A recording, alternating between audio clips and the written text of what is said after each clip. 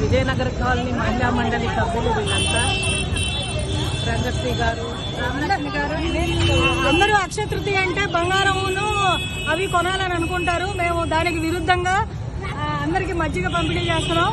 ఏదైతే ఈరోజు ఇంత దానం చేస్తామో అది ఇంత అవుతుంది. అందుకోసం మేము చేసే మజ్జిగ మళ్ళా నెక్స్ట్ ఇప్పుడు 1000 మందికి అయితే నెక్స్ట్ 2000 మందికి పంచుతాము. మేము అదే కోరుకుంటున్నాం. జై మహిళా మండలి. అక్షయం అంటే క్షయం లేనిది.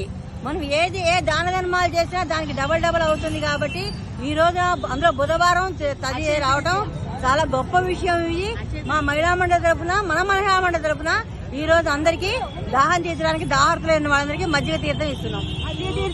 మజ్జిగ ఇస్తున్నామండి. దాహంతో ఉన్న వాళ్ళందరికీ మహిళా మండలి సంఘం చేసే సోషల్ సర్వీస్ అన్నమాట.